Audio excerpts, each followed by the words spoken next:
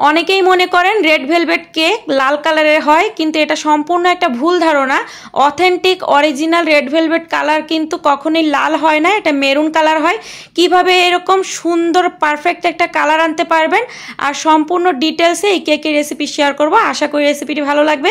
ভালো লাগলে প্লিজ একটি লাইক দিয়ে ভিডিওটি শেয়ার করে দিবেন।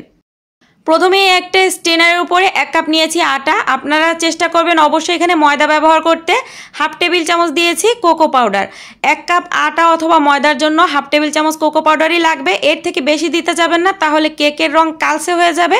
আবার এর থেকে কম দিলেও কিন্তু প্রপার একটা কালার আসবে না। 1 চা চামচ দিয়েছি বেকিং পাউডার আর হাফ চা চামচ দিয়েছি বেকিং সোডা। এখন এই শুকনো উপকরণটা খুব ভালো করে চেলে নিব। বেকিং সোডা দিলে কেকটা অনেক সফট হয়, তাই চেষ্টা করবেন বেকিং সোডাটা দিতে, তবে অতিরিক্ত কিন্তু দিতে যাবেন না, যতটুকু পরিমাপ দেখিয়েছি এতটুকুই দিবেন। রেড ভেলভেট কেক তৈরি করতে অবশ্যই বাটার মিল্ক লাগবে। তো এখানে আপনারা চাইলে লিকুইড গরুর দুধ অথবা পাউডার দুধ হালকা কুসুম গরম পানি দিয়ে মিলিয়ে লেবুর রস অথবা ভিনেগার দিয়ে কিন্তু মিক্সড করে নিতে পারেন, তাহলে এটা কিন্তু বাটার মিল্ক হয়ে যাবে। 1 টেবিল চামচ তেল, 1 টেবিল চামচ রেড ফুড কালার আর 1 চা চামচ দিয়েছি এসেন্স। আপনারা চাইলে কিন্তু এখানে ভ্যানিলা এসেন্স দিতে পারেন। খুব ভালো করে একসাথে মিশিয়ে এটা একটা সাইডে রেখে দিচ্ছি। একটা বাটিতে রুম টেম্পারেচারে থাকা 4টা বড় সাইজের ডিম নিয়েছি। এখন ডিম থেকে এর কুসুমটা আলাদা করে নিচ্ছি।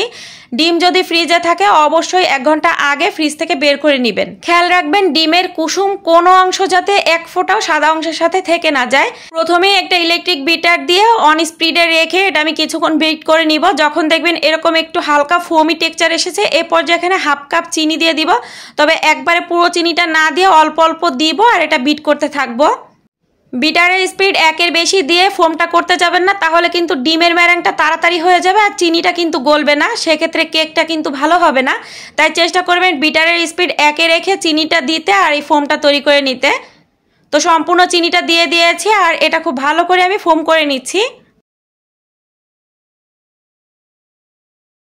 ডিমের ফোমের ভিতরে আগে থেকে উঠিয়ে রাখা ডিমের কুসুম দিয়ে দিচ্ছি। 3 আঙ্গুলের 1 চিমটি দিয়েছি লবণ আর আগে থেকে রেডি করে রাখা বাটার মিল্কের সেই মিশ্রণটা সম্পূর্ণ দিয়ে এখন এটা খুব ভালো করে মিশিয়ে নিব। আমার কাছে মনে হচ্ছিল এখানে কালারটা একটু কম হয়েছে, তাই আমি আরও কিছুটা ফুড কালার দিয়ে এটা খুব ভালো করে মিক্সড করে নিয়েছি। আগে থেকে চেলে রাখা শুকনো উপকরণগুলো আবারও একটা চালনি দিয়ে চেলে দিব, তবে একবারে সম্পূর্ণ না দিয়ে অর্ধেকটা দিয়ে একটা কাঁটা দিয়ে এভাবে ঘুরিয়ে নিতে হবে। আমি এখানে ভিডিওর স্পিডটা বাড়িয়ে দিয়েছি, আপনারা কিন্তু অবশ্যই এখানে আস্তে আস্তে এটা ঘুরিয়ে মিশিয়ে নেবেন। দেন বাকি শুকনো উপকরণগুলো আবারও দিয়ে দিচ্ছি আর বিটারের একটা কাঁটা দিয়ে এভাবে ঘুরিয়ে ঘুরিয়ে মিশিয়ে নিচ্ছি।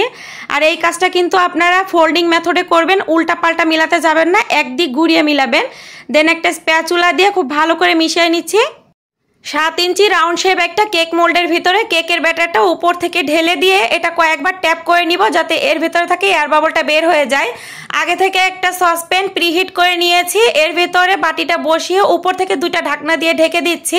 দেন উপর থেকে ভারী একটা কিছু দিয়ে দিচ্ছি যাতে এর ভিতরের গরম হাওয়াটা বের না হয়ে যায়। এখন চুলার আঁচটা আপনাদেরকে দেখিয়ে দিচ্ছি। চুলার আঁচ একদম লোতে রেখে এটা 35 মিনিট বেক করে নিব।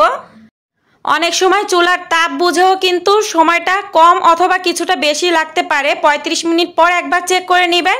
যদি দেখেন কাঠিটা এরকম ক্লিন এসেছে তাহলে বুঝে নেবেন যে কেকটা হয়ে গিয়েছে, আর যদি কিছু লেগে থাকে তাহলে আরও কিছুক্ষণ বসিয়ে রাখবেন। কেকটা বেক হওয়ার সাথে সাথে এটা কিন্তু কেকের হাঁড়ি থেকে বের করে একটা ঢাকনা দিয়ে ঢেকে ঠান্ডা হওয়া পর্যন্ত অপেক্ষা করতে হবে। তা না হলে যদি গরম থাকা অবস্থায় কেকটা ডিমোল্ড করেন সেক্ষেত্রে দেখা যাবে কেকটা ভেঙে যেতে পারে। ভিডিওতে বলা প্রত্যেকটা ছোট ছোট টিপস যদি আপনারা ফলো করে কেক বানান তাহলে প্রথমেই আপনাদের কেকটা পারফেক্ট হবে। তো কেকের ওপর থেকে কিছুটা অংশ আমি কেটে রেখে দিচ্ছি, এটা কিন্তু ফেলে দিব না, এটা ব্লেন্ডারে গুঁড়ো করে রাখবো, পরবর্তীতে এটা কাজে লাগাবো। যেহেতু পেস্ট্রি কেক বানাতে আমি একেবারে নতুন, তাই আমি বুঝতে পারিনি যে এটা কয়টা স্লাইস করলে হবে, একটু ভয়ে ভয়ে ছিলাম, তাই আমি এটা 2টা স্লাইস করেছি। তবে আপনারা চেষ্টা করবেন এটা 3টা স্লাইস করতে, তাতে করে পারফেক্ট একটা রেজাল্ট পাবেন। তো এখানে আমি 1.5 কাপ নিয়েছি হুইপড ক্রিম, আর হুইপড ক্রিমটা কিন্তু এরকম বরফ অবস্থাতেই নিতে হবে, তাহলে আপনাদের হুইপড ক্রিমটা খুব তাড়াতাড়ি স্টিফ হবে। 1/4 কাপ দিয়েছি পাউডার মিল্ক, এতে করে ক্রিমের টেস্টটা আরও বেশি বাড়াবে। আর 1 চা চামচ দিয়েছি এসেন্স। আমার কাছে ভ্যানিলা এসেন্স শেষ হয়ে গিয়েছিল, এজন্য আমি এখানে অরেঞ্জ এসেন্স ব্যবহার করেছি, তবে আপনারা চাইলে কিন্তু ভ্যানিলা এসেন্সও ব্যবহার করতে পারবেন।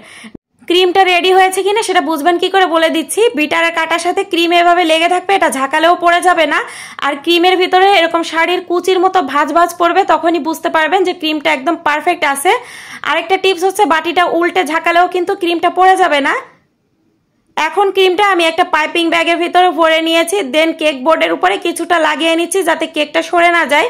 কেকের একটা স্লাইস প্রথমে দিয়ে এখানে চিনি আর পানি একসাথে গুলিয়ে এখানে আমি সুগার সিরাপ তৈরি করে নিয়েছি। এটা দিয়ে এখন কেকটা খুব ভালো করে ভিজিয়ে নিব। এই স্টেপটা কিন্তু অবশ্যই ফলো করতে হবে, তা না হলে এই কেক খেতে কিন্তু ড্রাই লাগবে। তবে অতিরিক্ত ভিজিয়ে আবার ক্যাতকেতে করে ফেলা যাবে না। কেকের উপরে এখন ক্রিমটা লাগিয়ে নিচ্ছি আর একটা প্যালেট নাইফ দিয়ে এভাবে একটু স্প্রেড করে নিচ্ছি। কেকের আরেকটা স্লাইস এর উপরে বসিয়ে দিয়ে দেন আবারও সুগার সিরাপ দিয়ে এই কেকটা খুব ভালো করে ভিজিয়ে নিতে হবে। উপর থেকে আবারও কেকের ক্রিম দিয়ে দিচ্ছি। দেন একটা প্যালেট নাইফ দিয়ে এটা খুব ভালো করে সমান করে নিয়েছি। উপরের লেয়ারটা একটু পাতলা করে দিয়ে প্যালেট নাইফ দিয়ে এভাবে লাগিয়ে নিয়ে এটা নর্মাল ফ্রিজে 1 ঘন্টার জন্য সেট করতে রেখে দিবেন। তা না হলে এই কেকের যে গুঁড়োটা আছে এটা কিন্তু কেকের ক্রিমের সাথে লেগে যায়। তো এটা আমি 1 ঘন্টা পরে ফ্রিজ থেকে বের করে নিয়েছি। দেন উপর থেকে এবার আবারও মোটা করে ক্রিমটা লাগিয়ে নিচ্ছি। যারা আমার মতো নতুন কেক বানাবেন তাদেরকে একটা টিপস দেই, কখনো কেক বানাতে যে তাড়াহুড়া করবেন না। আগের দিন কেকের বেসটা বানিয়ে রেখে পরের দিন ক্রিমটা লাগাবেন, তাতে করে দেখবেন সুন্দর একটা ফিনিশিং দিতে পারবেন। ওই যে প্রথমেই কেকের কিছু অংশ কেটে ব্লেন্ড করে রেখেছিলাম বলেছিলাম না, সেই গুঁড়ো অংশটা এখন কেকের চারি সাইডে এভাবে লাগিয়ে দিচ্ছি। এতে করে কেকটা দেখতে একেবারে লাল পরীর মতো লাগবে। বাকি যে ক্রিমটুকু ছিল তাতে কিছুটা রেড ফুড কালার দিয়ে বিটার দিয়ে খুব ভালো করে এটা মিক্সড করে নিচ্ছি। কেকের ক্রিমের কালার আনতে গেলে কিন্তু অনেকখানি কালারই ব্যবহার করা লাগে। অল্প কালার দিলে এতে কালারটা প্রপার আসে না, আবার খুব বেশি কালার দিলেও কিন্তু ক্রিমের টেস্টটা আগের মতো থাকে না, এটা একটু তিতো হয়ে যায়। তাই চেষ্টা করবেন কেকের ক্রিমে অতিরিক্ত কালার না দিয়ে অল্প কালার ব্যবহার করতে, তাহলে আপনারা ক্রিমের টেস্টটা একেবারে পারফেক্ট পাবেন। কেকটা আমি 1M নজেল দিয়ে ডেকোরেশন করে নিয়েছি আর উপর থেকে আরো কিছুটা কেকের গুঁড়ো দিয়ে দিচ্ছি। এতে করে কেকটা আরো বেশি অ্যাট্রাকটিভ লাগবে। কেকটা দেখতে আরো বেশি সুন্দর লাগার জন্য উপর থেকে সুগার বল দিয়ে দিচ্ছি। পেস্ট্রি কেকের ভিতরে এটা ছিল আমার দ্বিতীয় বানানো পেস্ট্রি কেক, তাও আবার রেড ভেলভেট কেক। চেষ্টা করেছি অনেক ছোট ছোট টিপস আপনাদের সাথে শেয়ার করতে। আমার আনারিয়া হাতের বানানো এই কেকটা আপনাদের কাছে কেমন লেগেছে প্লিজ লাইক দিয়ে কমেন্ট করে জানাবেন। খুব বেশি ভালো লেগে থাকলে শেয়ার করতে ভুলবেন না, কারণ আপনাদের একটা লাইক কমেন্ট আর শেয়ার আমাকে নতুন নতুন ভিডিও বানাতে আরো বেশি উৎসাহিত করে। কেকটা কাটার পরে দেখেন এর ভেতরটা কতটা সুন্দর লাগতেছে, দেখে মনে হচ্ছে ইহাকেই বলে লাল পরি। আর কেকের টেস্ট মাশাআল্লাহ অনেক মজার হয়েছিল। দেখা হচ্ছে নেক্সট কোনো রেসিপি নিয়ে, ততক্ষণ সবাই ভালো থাকবেন, সবাই সবার জন্য দোয়া করবেন। আজকের মতন বিদায় নিচ্ছি, টাটা, বাই বাই।